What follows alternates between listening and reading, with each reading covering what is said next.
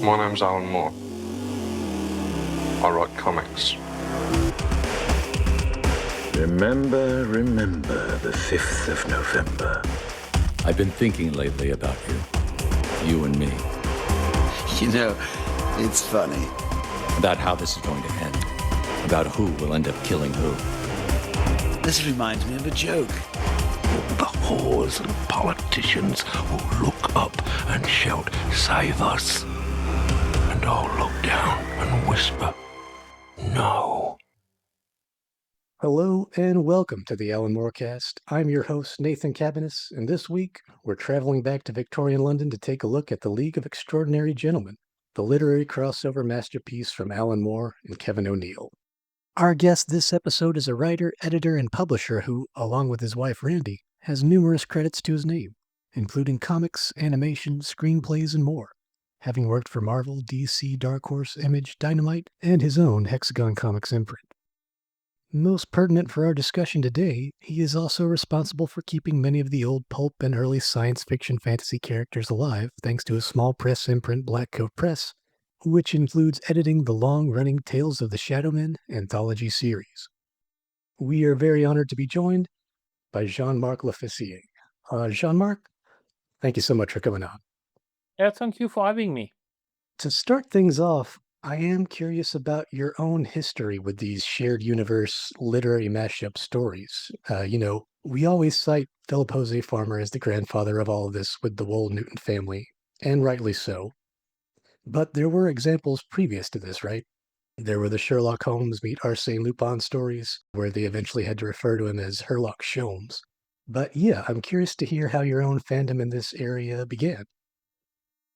Well, you're correct in mentioning Farmer because I think he was the one who pioneered this literary crossover with this concept of the Wool Newton universe, particularly with Tarzan Alive and Doc Savage, the biography of Doc Savage.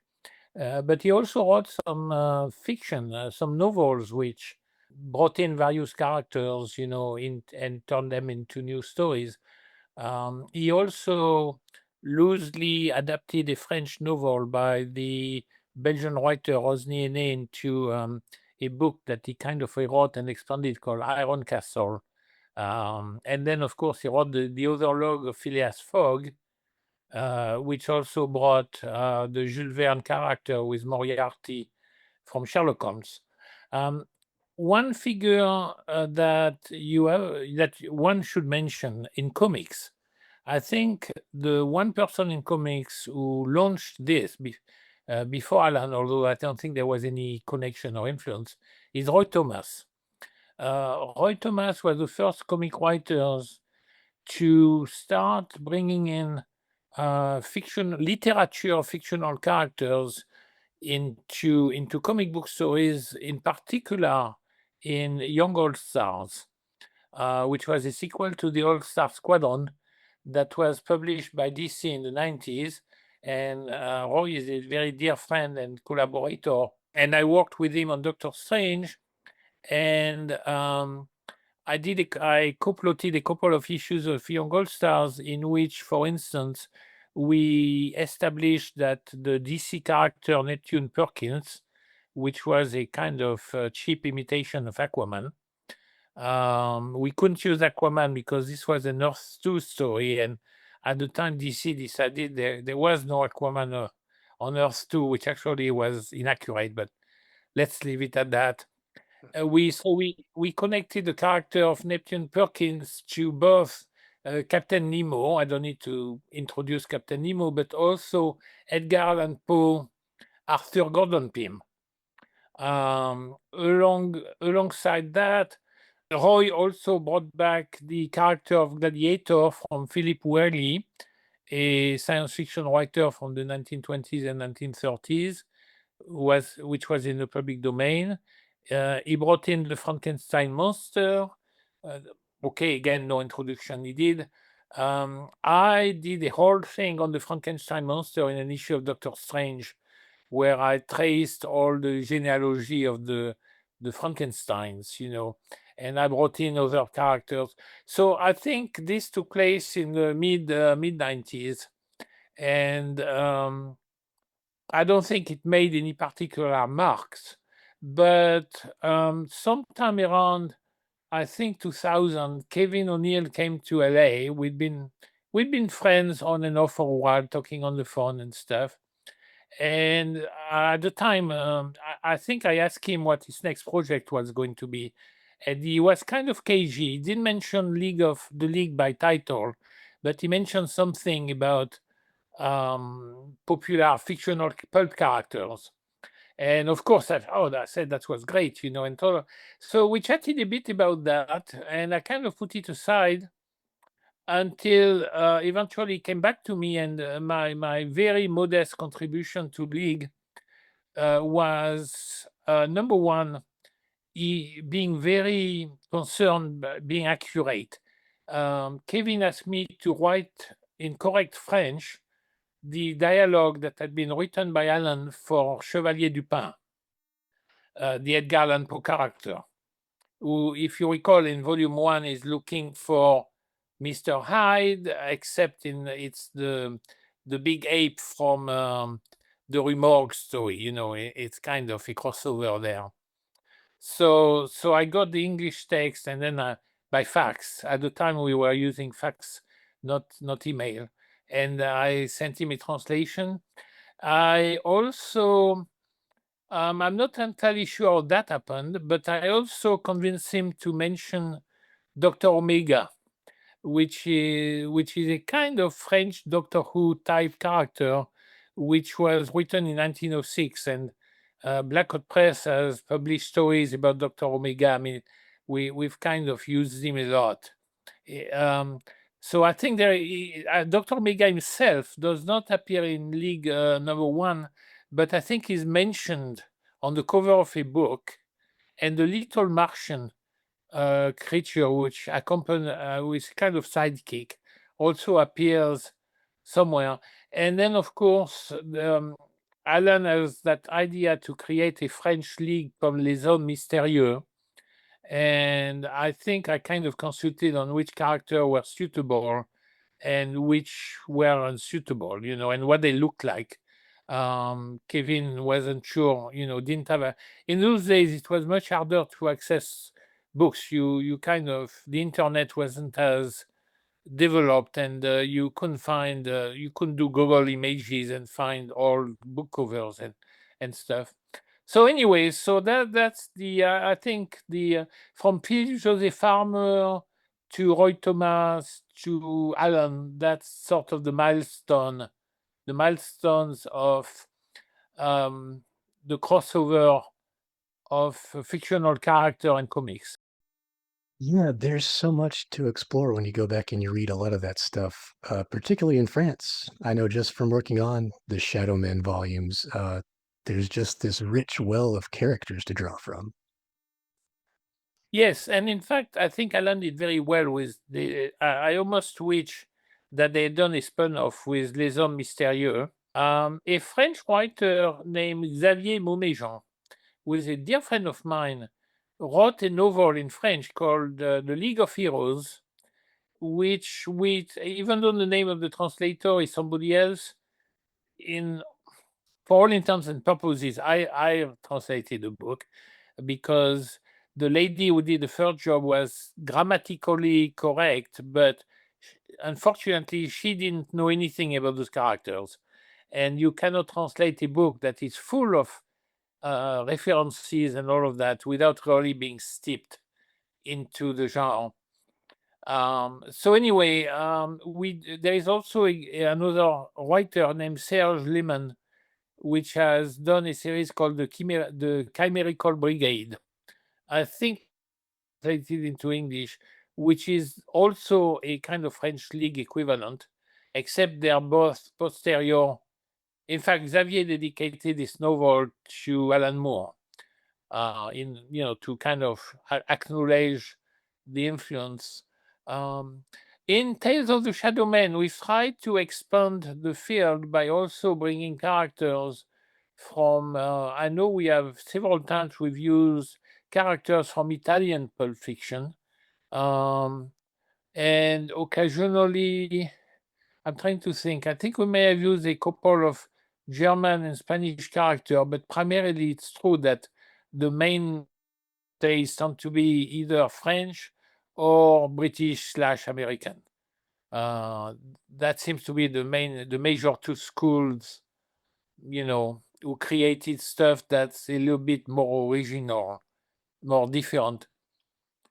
What's interesting is to see what was done at a time where, well, let's take for example, I don't know, let's take the character of Doctor Strange in Marvel.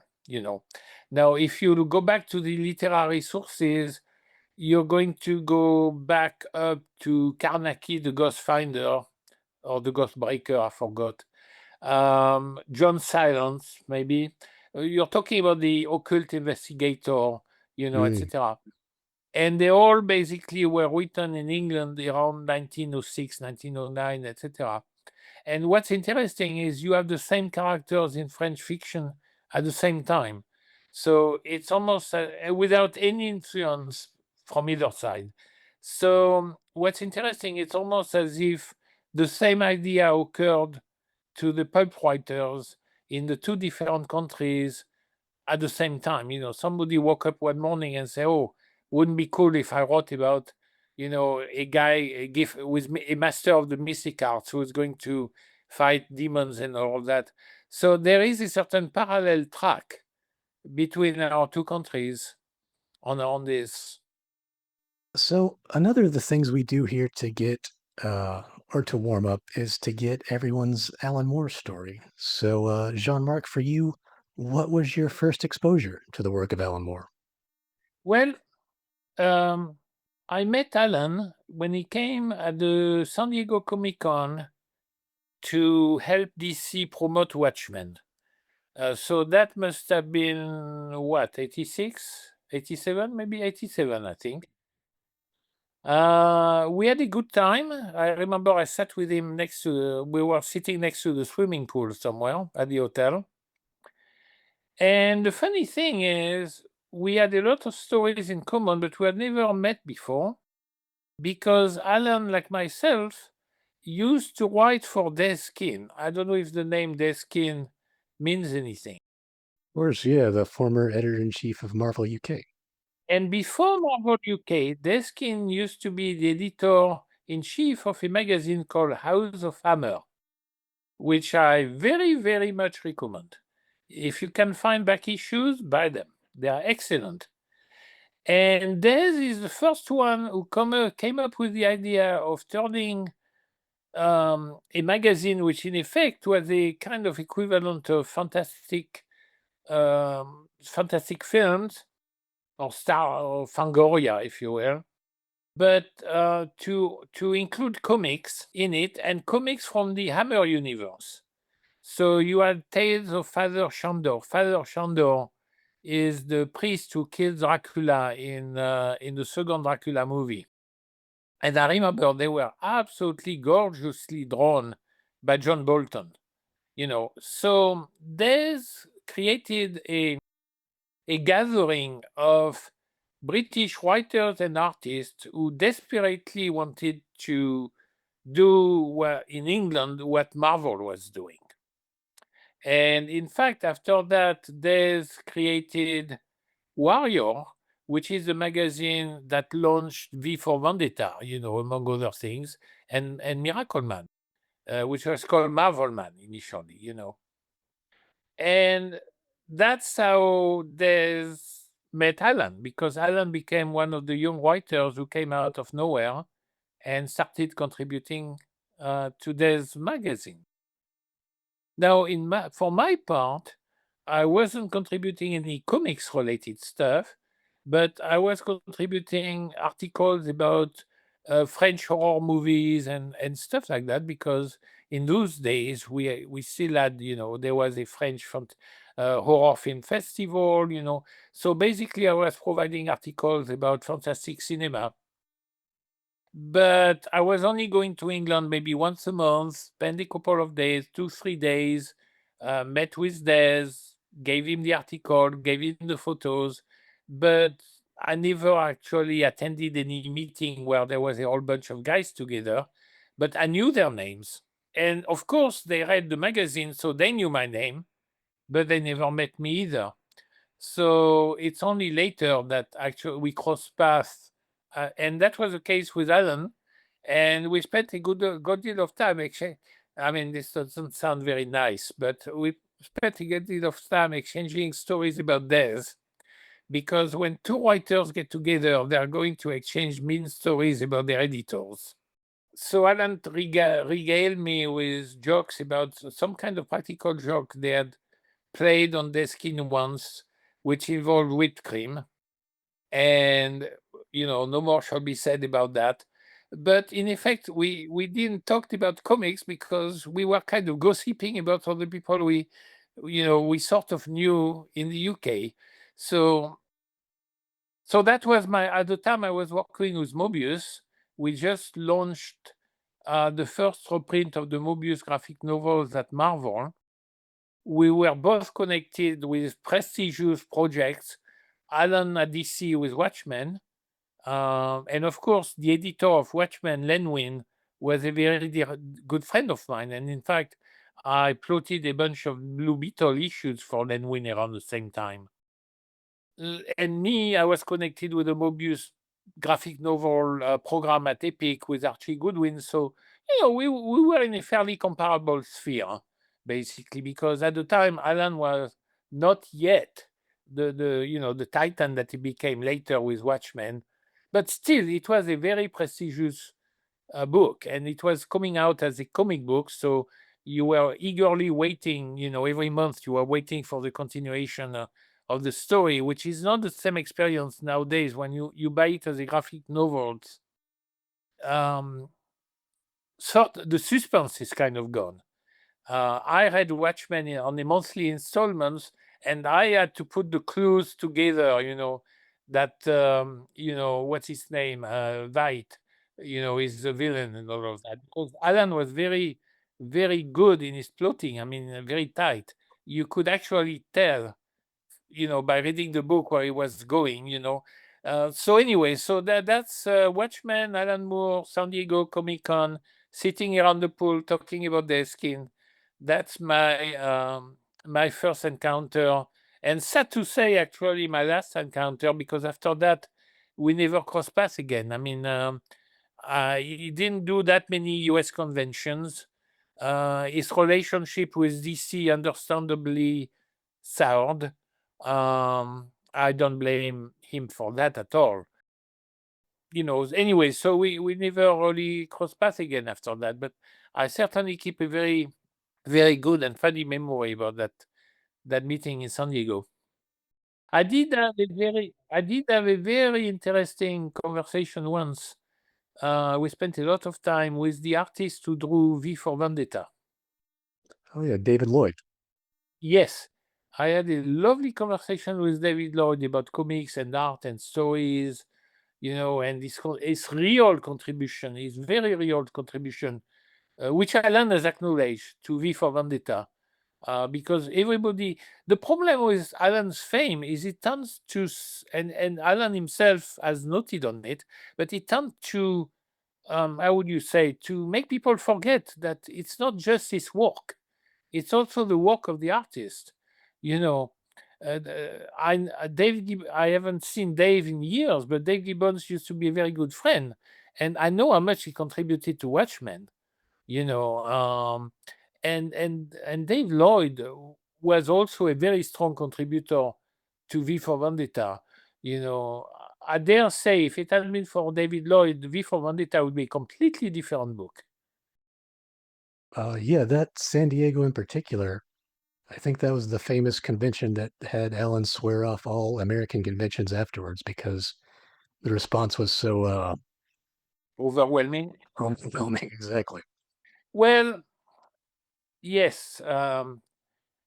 Being Mobius partner, in fact, we did some convention. Man, we did one in London in 1987, I think. It was I'm not sure it was a convention, but I remember maybe Titan Books had rented like a huge amphitheater somewhere in the grounds of London University, which could hold, I don't know, 300-400 people, something like that. It was completely full. And we came in, somebody was moderating, maybe I forgot who was moderating the thing, but it was much closer to what I imagine a rock star would be subject to than a comic book artist. Even in France. I mean, Mobius was a giant star in France, but I've never seen the mobbing that I saw in England and America. And I can only assume that Alan was victim of the same phenomenon, because like Mobius, Alan's reached into other domain, the esotericism, the spirituality, things like that. So he doesn't just attract people who are fans of comics. He also attracts people that are fan of certain ideas and philosophies and things like that. So its reach is much wider than, say, I don't know, John Byrne, something like that. And at that point, it becomes hard to manage. It can be very scary. Well, maybe not scary, but it can be very intimidating.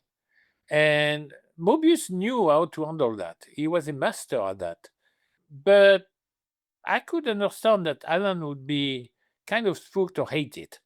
I would certainly not blame him. It can be very intimidating, as I said. And I can see why after that, you don't want to do any more conventions. And sometimes, in fact, the impact can be very negative. I would hazard a guess that the convention experience was not good for Frank Miller, for instance. I think Frank would have been much better if he'd been left in peace to create his stuff, rather than be subject to the insanity that followed after Dark Knight. And I think Alan wisely pulled back from that. And I think his relationship with the American publishers was at best. Alan had strong moral, well, probably still does, has moral principles. And as I often say jokingly, at least about Hollywood, if you only want to work with honest people, you're not going to be working at all. So, basically you've got to deal with that. And I don't think Alan wanted to deal with that. Oh, yeah, I can certainly understand that. Well, let's get into our main topic today. Released as the debut title in Moore's America's Best Comics imprint from Wildstorm and DC Comics, The League of Extraordinary Gentlemen brought together various characters from classic literature in a team recruited by the British government to protect the Empire. What started out as a Victorian Justice League soon grew into an entire meditation on the nature of fiction and imagination, and became one of Moore's primary works in the latter stages of his career. One of the things that Moore wanted to do with this series initially was to examine the roots of the superhero in 19th century fiction in particular. So much of the Hulk comes from Dr. Jekyll and Mr. Hyde, for example. Even more interesting than that is how so many of the characters aren't traditional heroes, and that's a sharp contrast between the superheroes that would follow in the 20th century, and really, a difference in overall attitudes between Europe and America. In the book, they're constantly referred to as monsters, which has kind of always been present in superheroes from the very beginning. I mean, on the cover of Action Comics #1, we see a group of men running away in fear from Superman lifting a car. But yeah, I was wondering if you could speak to that. The influence of these more nefarious characters like Phantomos in the 19th century, inspiring the more heroic characters like the Shadow and Batman in the 20th. Yeah, you said between Europe and America. I would perhaps say between continental Europe and England and America. I think the line is to be drawn in the English Channel, not in the middle of the Atlantic. The English-speaking world has heroes. We on the continent, mostly the French, but it's true of the Italian and the Spanish too, and the German, we have villains. And Alan caught that when he did Les Hommes Mystérieux, which is really an evil doppelganger. Well, not evil, but a definitely different doppelganger of the League. You could have found some probably relatively bland and less interesting, purely heroic figures to be part of Les Hommes Mystérieux if you wanted to go that way. We do have good guys too. But what's interesting in French fiction, I'm not going to go into, you could mention Captain Morse from Germany, you can mention the whole slew of Italian imitators of Fantomas, starting with Diabolique, Satanic, Killing, gosh, I mean, I could go on for a while there. But what we do is we have villains. You mentioned Fantomas, he's certainly one of the greatest. I mean, Fantomas has created almost as many imitators as Tarzan has. He's an archetype. Now, the real question is, and that could start a very long debate, is why are the continental Europeans prefer to read about villains, and why are the British and the Americans prefer to read about heroes who are on the side of the law? And I say villains, I mean, Arsène Lupin is not a villain in the tradition. Fantomas is really violent. Fantomas is a psychopath. I mean, he has no redeeming features whatsoever almost. But Arsène Lupin is really sort of a good guy, but nevertheless, he's a burglar, he's a thief, he's a conman, and he's certainly wanted by the law. Now, why do you have Sherlock Holmes and why do we have Arsène Lupin? That is the real question. Why do we have the Phantom of the Opera, Eric, who is a monster? I mean, he does have some redeeming qualities, certainly. I mean, he's charismatic, he's a great inventor of tricks and all of that. But at the end of the day, as you said, they're monsters. But you wouldn't call Doc Savage or Sherlock Holmes monsters, would you? Not necessarily, no. But they are superhuman, or they are extra human in some way. They have an effect on the world that's not dissimilar from more outwardly freakish monsters. Yes, they are definitely above the human average, but they are not freakish. They are people that you can aspire to be like, sort of, you can idolize, I don't know if when you read the Fantomas novel, you get the idea, oh, I wish when I grow up, I want to be like Fantomas, or at least if you do, then, wow, maybe, maybe your parents should be checking on you one from time to time. But so there is definitely, and I think Alan got it in League. I mean, he mentioned Captain Morse, which is a kind of Captain Nemo-like, which, remember, Captain Nemo starts, I mean, Jules Verne tried to make him nicer at the end, but Captain Nemo starts to be basically a guy obsessed by revenge, who keeps sinking every English boat that he encounters at sea. I mean, the man has killed thousands of people. Even in League, Captain Nemo is very well. In fact, League is probably one of the the best renderings of Captain Nemo, even though initially Verne intended it to be a Polish resistant, not an Indian prince. The original version was going to be. I'm not entirely certain why he finally ended up in print being an Indian prince as opposed to a Polish resistant. Probably my guess would be because it was more colorful and more easily understood by the public, and the French hate the British anyway, so that makes the character more sympathetic in French eyes. I mean, who cares about the Polish freedom fighter, really? So I think there is something to be wondered there. I don't know, it's a part of the national character. Yeah, it's interesting. For some reason, the UK and America have traditionally mythologized the conquering hero in a way that's fairly unique.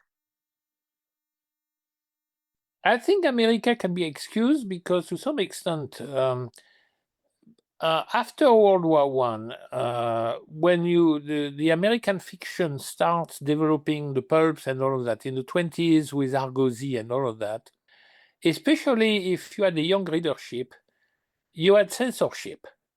So maybe not like certainly not official censorship, but I'm sure that when Walter Gibson wrote The Shadow, his publisher was kind of looking over the shoulder and telling him not to do certain things. You have to keep the heroes being heroes. I don't think we had the same thing in France. The writers were much freer to do whatever they wanted. The downside of that is in America, the characters survived because they belonged to companies and they got turned into movies and serials, very early serials. And if you did that, obviously, if you do a serial, you can't have, Batman and be a real bad guy. I mean, you're going to run into all kinds of objection in Texas and Oklahoma and all of that. So the characters were more sanitized in America because they came in later. In America, as long as Fantomas sold, nobody was going to tell the guys what they should be writing. There wasn't the desire to. Once in a while, there was some protest. Like, for instance, the great filmmaker, silent filmmaker Louis Feuillade, who did the first Fantomas movie. First, he did Fantomas, then he did another Fantomas, then his third Fantomas, and they all made a lot of money. And then he did an original crime serial called The Vampires, which is a beautiful, absolutely outstanding serial with perhaps the first femme fatale ever in the story of movie, Irma Vep. And then the press started to say, this guy is glorifying crime. Maybe we should do something about this. And at that point, Gaumont, the head of the studio, said to Feuillade, well, for your next one, I'm sure he came in and said, I've got a great idea to bring back the vampires. And because he did do a second one. But I'm sure at that point, Gaumont probably told him, you know what? Why don't you lay off the criminals for a while and do something a little bit more inspiring? And we got Judex. That's how we got Judex. But to be fair, even though Judex is interesting in concept, it's sort of the first crime Avenger, really. My God, I much prefer the vampires. Judex is sort of blunt, and even then he punishes people quite harshly by the modern day standards. I mean, but the criminals have so much more charisma, and I think after World War One, which is really when American fiction took off, then it was no longer okay to do criminals with great appeal and charisma. So that might explain why the American pulps went the way they did, while the French took another path. The downside of the French path is, since the characters did not belong to corporations, once the writers died or retired, the characters were not continued. So the character disappeared, which is why my job has been to resurrect a lot of those forgotten characters, because there was no company to say, we're going to do more. It doesn't matter if Lester Dent is dead, we're going to put out more Doc Savage.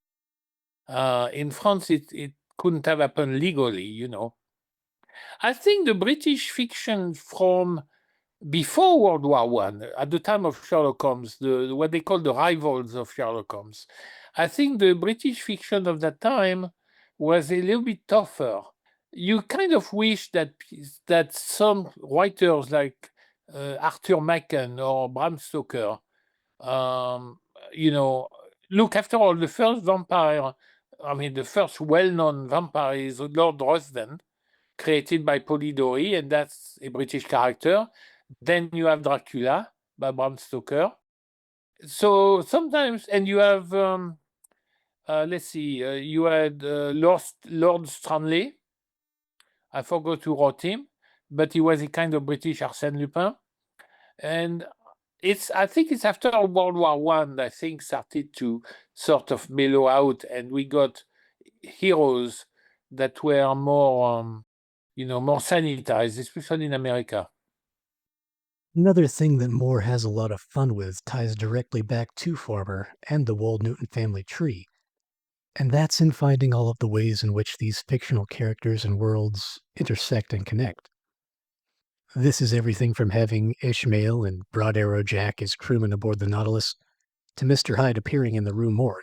and ultimately playing further into the Bond mythology by having the team take orders from a mysterious M, which everyone assumes is Mycroft Holmes, before there's that great twist ending that it's actually Professor Moriarty. What's really impressive is that Moore and O'Neill are able to include all of the cameos and references, but it never impedes on the story. Having played around in this world a good bit myself, I can say it's very easy to get carried away with how many characters and references you can cram in and forget to actually tell the story. But League pulls off that balance pretty well. Very well, exceedingly well. At the end, when the league became a little bit more philosophical, I would say, I think he's sorts of crossing into universes which are hard to reconcile with the more down-to-earth realities of people like Sherlock Holmes and Moriarty and Phileas Fogg and all that. When you start relying on purely fantasy worlds invented by writers, very good British writers, which are sort of the bridge between the fairy tales of the 18th century and the philosophical novels of the 19th century. He also brings in, by the way, the pornographic novel of the early 19th century, of the 19th century too, which is a great fit. I don't think anybody has ever used those characters.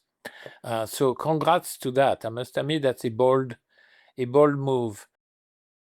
But anyway, why not? The more encompassing you are, especially if you believe that all these fictional things, which are the product of human imagination, coexist. I'll give you an analogy, but obviously people, suppose you start with Lord of the Rings, Tolkien, which is a very down-to-earth universe. And then you want to bring in A Voyage to Arcturus by David Lindsay, which is a very esoteric fantasy novel in which not much happens, really, but which is a very powerful novel. You're going to have a very hard time to make those two universe crosses into each other. Not because they are very different. In some ways, they may not be that different, but because the thematic, the theme that the writer, the creators are interested in are worlds apart. It's very easy, like Roy Thomas did. Remember, I'm going back to Roy, to bring together Conan and Elric, which was one of the very first literary crossover. And if you recall, that Conan Elric crossover was co-plotted with Michael Moorcock, who, in The Eternal Champion, brought together virtually all his characters, from Jerry Cornelius to Elric to Eric Ose to Dorian Oakmoon to Prince Corm, Oswald Bastable.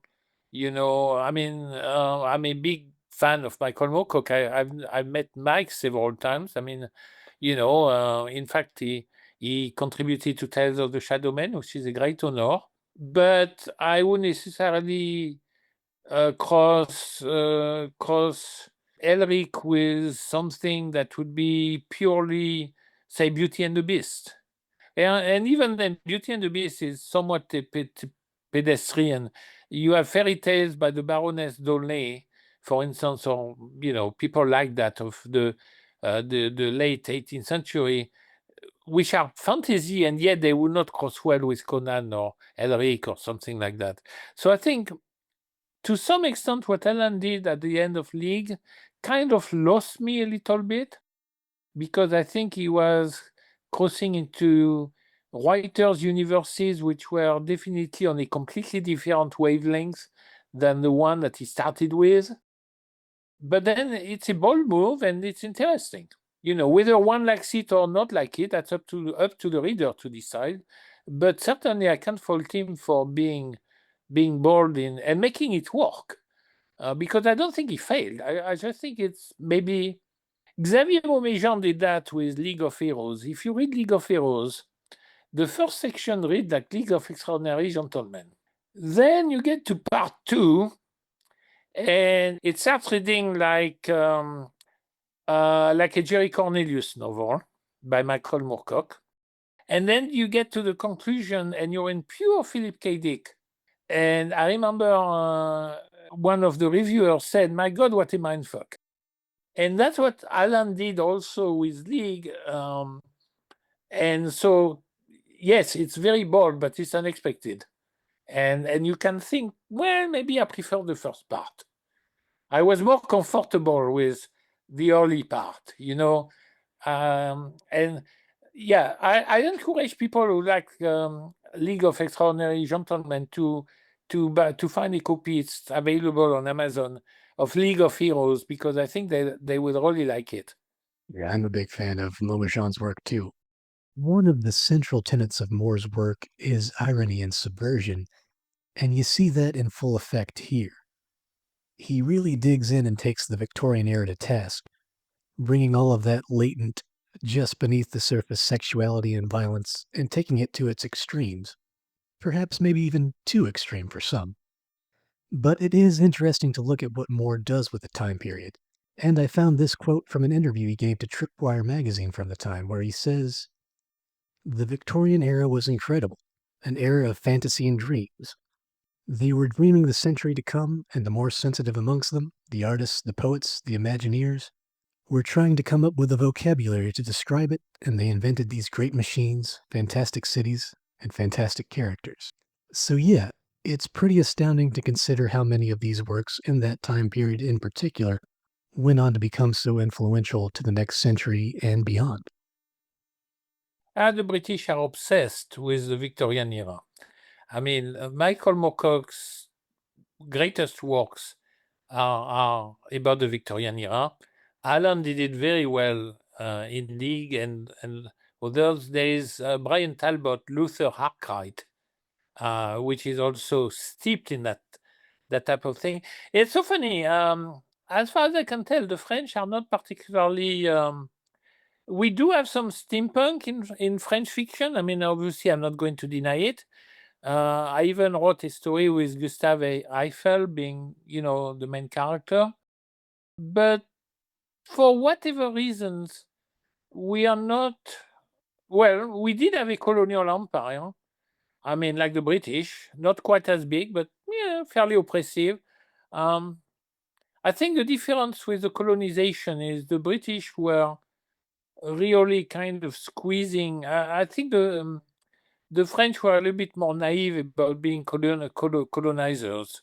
There is a very funny joke in the first Tintin book, which granted is Belgian, not French, but in which they tried to teach the little Congolese children that the ancestors were the Gauls. Like at the time in French, in a little school, the French kids were taught that the ancestors were the Gauls, and that's how history started.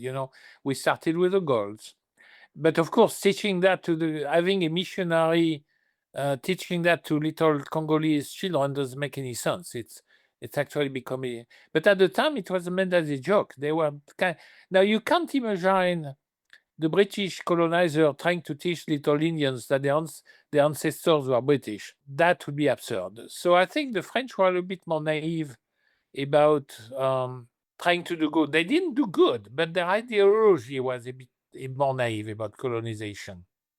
Up to the end, in the 1960s, when I grew up, they still really thought of Algeria being French. But on the other hand, we broke that, whereas arguably the British never succeeded in breaking that with Northern Ireland. And they still have problems with the Northern Irish. And if the French had the same attitude, my God, what hell we would be going through with Algeria today. So I think that perspective is reflected in literature, in the sense that there is a British obsession with the empire, and there is absolutely no obsession about the French colonial empire. I would be at pains to find any kind of literature from later periods would reflect satirically on the empire, the colonial empire, or the way the British literature of the 60s, 70s, 80s, etc., is rewriting or is using that period as inspiration. The one that provides more food for weird literary experiment with introspection and all that is World War II, because France was conquered by the Germans. So you do have the occupation, you do have the collaboration, and that is still a very rich fountain of inspiration for writers. The best one is Jacques Tardy. The comic book artist Jacques Tardy has dealt a lot with those periods. I translated into English one of his graphic novels named 120 Rue de la Gare, which takes place during the French occupation.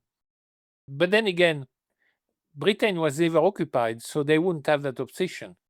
As a matter of fact, I remember Brian Stableford and I, one day, jokingly wondering that if Britain had been occupied, what pulp writers would have turned collaborators? Because in France, we did have them. And the guy who created the Nyctalope, Jean de la Hire, was like a major collaborator, We all agreed, I hope I'm not going to be sued by the estate, but we all agreed that the number one would have adapted to a Nazified England would have been Enid Blyton. To the point that I felt tempted to write a story for Tales of the Shadowmen or the Fearless Five being part of the Hitler Youth in England. And because I think you could, and remember, Alan is also obsessed a bit with Enid Blyton because he took her character of, what is it called in English? That little goblin creature. Alan has turned him, going back to Mesopotamia, Alan has turned him into almost a religious figure.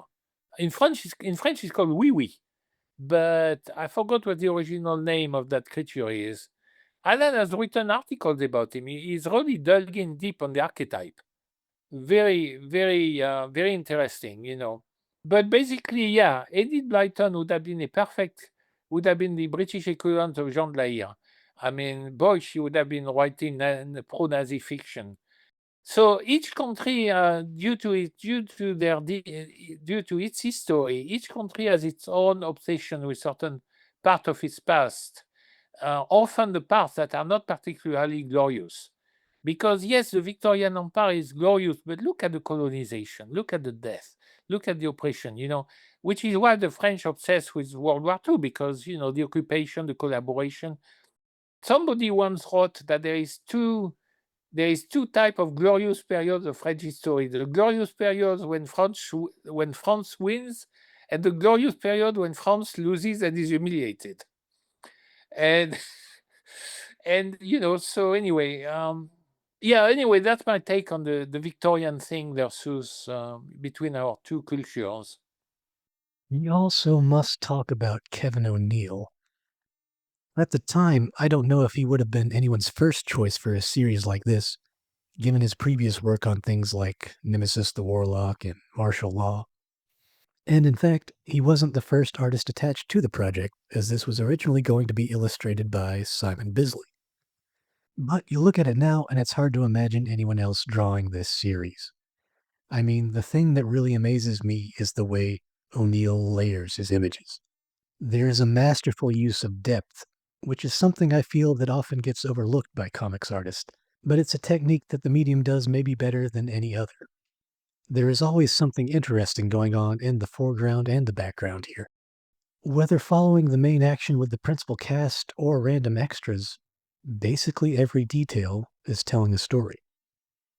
I was always a big fan of Kev. We met before he worked on League. We used to chat a lot on TV, on the phone. I accidentally found about his passing, maybe from his wife, I think, and that was a great shock. I was just calling, to kind of catch up, and suddenly I'm being told he passed away. That was terrible. We did a story together. I don't know if you know that. I did not know. It's collected in something called Tales of the Hexagon Universe. Basically, that will tell you a lot about, well, me and Kevin. I gave him maybe, I don't know, 10, 12 lines, a situation, and I said, you can go ahead and do full pages. Do whatever you want. So technically speaking, what you see in print is, I would say, 80% Kevin, maybe 90% Kevin, and 10% me. There is an underlying concept. He didn't start with white pages. I kind of explain the situation. It's in effect a female cosmonaut being going through hyperspace with being something goes wrong. Actually, the concept is not very original. It's based on a Mobius story, to be fair, which was also where the credit was shared with Philippe Bruyère. It's called Approaching Centauri. It's in one of the epic volume, and it's basically when the spaceship goes through hyperspace, if something goes wrong, the captain finds himself drawn into this horrible universe with Lovecraftian monsters who kind of attack him and pursue him until finally the ship comes out of hyperspace. The end. And Kevin loved the idea because he wasn't being told what to draw. He had carte blanche to do anything he wanted, and it's some of his best art ever. I'm very, very proud of this, although I shouldn't be proud. I mean, the reason I'm proud is because I got him to do it. I'm proud like the guy who parks a car and doesn't damage it. You're absolutely correct in saying that he wouldn't have been the first artist I would have thought of if I had to assign the concept of the League. And even though, and also to work with Alan Moore. Dave Gibbons is much more the kind of artist. Dave Gibbons or Dave Lloyd are more the kind of artist Alan Moore needs. Also, I think a great work by Alan, who doesn't get the kind of recognition it shows, is the Ballad of Hallow Jones. I think the Ballad of Hallow Jones is absolutely superb, outstanding from beginning to end, and I don't think people talk about it enough. I think it really deserves like a deluxe reprint, and It was also never finished, so yeah, although I think it's fine the way it is. One is always disappointed when people finish the work. At this point, I would almost fear that if I hadn't finished it, I would be very disappointed. I'm very happy with the way it is. Life is never finished. It's never over. And it just goes on, and I'm happy with that. But I think you're right that even though Kevin was not at all the kind of casting that you would have expected for a project like this, I think what he did was really unique. I would even go as far as, although we'll never know, that if a more not ordinary, that sounds bad, but if it's a less eccentric artist had drawn League, we would not remember it today. If Dave Gibbons had drawn League of Extraordinary Gentlemen, we wouldn't be looking at it still today the way we do. And Kevin really contributed to make it something really unique, really special, which the theme did not predispose it to be that different initially. Because initially, as you said yourself, it's sort of the Avengers with 19th Century Zero. So it could have kind of sunk like just another version of Alan playing with superheroes. Like I like Tom Strong, but we don't talk about Tom Strong the way we talk about the League of Extraordinary Gentlemen. So I think that difference, that huge extra difference, is entirely due to Kevin O'Neill. yeah, it's a collaboration that must have been very important for both of them. I mean, they worked almost exclusively with each other until they both eventually retire from comics altogether. And you look at all the various. Oh, I'm sorry. Go ahead. Oh, so I was saying Kevin asked me to send him photocopies of all French. I know I sent him a bunch of visual references. He was very intent in doing the characters the way they were portrayed in their original editions, not the way they were portrayed by Hollywood or later editions. He wanted to be faithful to his version of Captain Nemo, for instance, as Prince Dakar, is very faithful to the Jules Verne version. There has never been a Captain Nemo like that. So, yeah, I do remember providing him with some stuff. I forgot exactly what, but I remember sending him photocopies of things, images, pictures. Yeah, he was really into it. I mean, it wasn't just a job. I mean, it was like his life's work. Yeah, his version of Nemo kind of became the version of Nemo. I think it replaced James Mason in a lot of people's heads. Yes.